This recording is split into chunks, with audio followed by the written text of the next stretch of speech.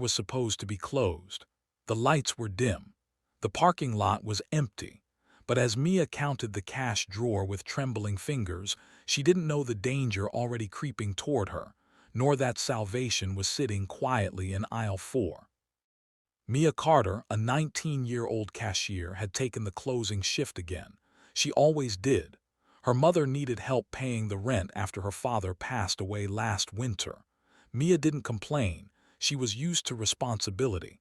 But tonight felt heavier. Her manager had left early, leaving her alone to finish the closing routine. She locked the doors at exactly 10 p.m., just as the rulebook said. But the neighborhood wasn't exactly safe. Everyone knew the outskirts of Willow Creek became different after dark. Shadows stretched longer, neon signs flickered, and strangers appeared from nowhere.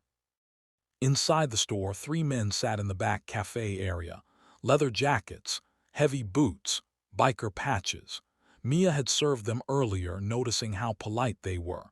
They thanked her after every refill, cleaned their table before leaving, and even tipped her. They looked intimidating, but they behaved like gentlemen. What Mia didn't know was that they weren't gone.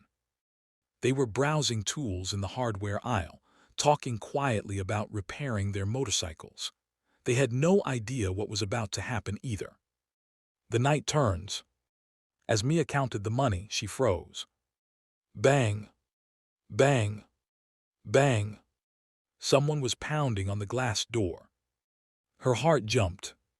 Through the glass, she saw 3 men, faces half-covered, hoodies up, shoulders squared aggressively.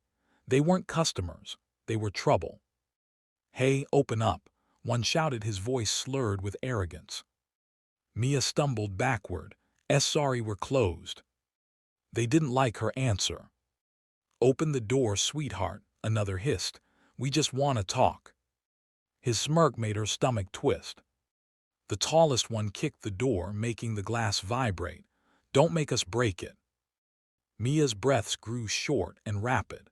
She grabbed her phone, but realized she had no signal inside the metal-framed building. Her hands shook, tears pressed behind her eyes. She didn't know the 3 bikers had heard everything. The bikers stepped forward. In aisle 4, Rod, leader of the biker group known as the Iron Saints, looked up sharply. "You hear that?" he whispered. "Yeah," muttered Jax, his tattooed arms stiffening. "Somebody's messing with the girl." Marcus put down the wrench he was examining. "Check it out." Rod didn't hesitate. "Damn right." The 3 walked toward the front, boots echoing on the tiles. Mia didn't see them yet. She was too busy panicking as the thugs outside started kicking harder. "We know someone in there. Open up or we'll make you." The glass rattled violently. Mia backed into the counter, tears falling now. Then, a shadow moved behind her. "You okay, kid?" Rod's deep voice vibrated through the room. Mia gasped and spun around, but relief flooded her face. "I thought you left," she whispered, voice cracking. Rod looked at the door, jaw tightening. "Those guys bothering you?" She nodded. "They won't go away, and I'm alone. I don't know what to do." Jax rested a reassuring hand on her shoulder. "You're not alone anymore. We got you." The pounding grew louder. Rod's eyes turned cold steel. "Marcus, kill the lights." Darkness swallowed the store. The thugs outside paused, confused. Rod whispered to Mia, "Stay behind us, no matter what." For the first time that night, she felt safe. The standoff. The emergency lights cast an eerie glow as Rod, Jax, and Marcus walked toward the front entrance. Their silhouettes looked massive, powerful. Outside, the tallest thug squinted. "Who the hell are you?" Rod stepped closer to the glass. "Store closed." "We ain't leaving," the thug spat. "That girl's got something we want." Rod's lips curled. "The only thing she's got is people who'll protect her."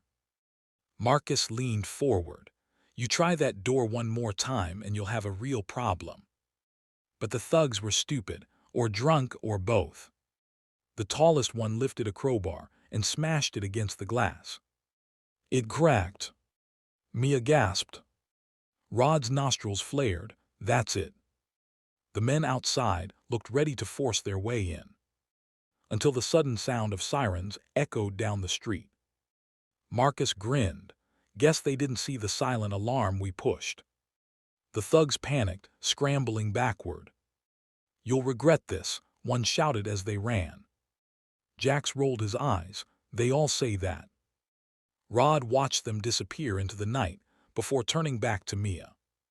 You hurt? He asked. She shook her head, still trembling. I didn't know what to do, thank you. His voice softened. You held it together, most wouldn't. Her breakdown. When the police lights flashed across the windows, Mia finally let her emotions spill out. She cried openly, shaking so hard that Marcus handed her his leather jacket. She whispered, I didn't think anyone would help me tonight. Rod looked directly into her eyes. Listen to me. There's always someone willing to stand up for what's right. Sometimes they look scary. Sometimes they ride motorcycles. But kindness, real kindness, comes from the heart, not appearances. Her tears slowed. His words hit deep. Challenges they faced. Mia's challenges. Fear of being alone at night. Financial struggles. Trauma from being threatened. Feeling powerless. The bikers' challenges. Society judging them for how they look. Trying to do good despite stereotypes. Protecting someone without escalating violence. Together, they overcame the night by trust, bravery, and standing up for each other. The police arrive. When officers entered, Mia told them everything. The bikers stood respectfully, letting her speak. The officer nodded. You're lucky these men were here. Mia corrected him. I wasn't lucky. They chose to stay. They chose to protect me. Rod smiled slightly. The thugs were arrested 2 blocks away. Justice was served. An unexpected friendship. After giving statements, Rod picked up the wrench he was going to buy earlier. You know, he said, you handled yourself pretty well. Scared or not, your courage kept those men from getting inside. Mia looked down shyly. I didn't feel brave. Bravery isn't the absence of fear, Jax added. It's doing what you can even when you're terrified. She softened. I'll remember that. Rod paid for the wrench, dropping an extra 100 into the tip jar. That's too much, she protested. Consider it a reminder, he said. Not all protectors wear badges, some wear leather. She laughed for the first time that night. And it felt like healing. The message to viewers. Friends, if you're watching this story right now, remember this. Never judge people by their appearance. Some of the kindest hearts are hidden behind the toughest exteriors. And if you ever see someone in trouble, don't stay silent. Even the smallest act of kindness can save someone's life. Call to action for your channel. Be kind always. Before you go, I want to ask you, what would you have done if you were inside that store? Tell me in the comments. I read every one of them. And if you believe in kindness, if you believe in courage, if you believe in standing up for others, backhand index pointing right, subscribe to my channel. Be kind always. Backhand index pointing right, like this video to support more powerful stories. Backhand index pointing right, share it to spread the message of humanity. Because this world becomes better when we choose kindness.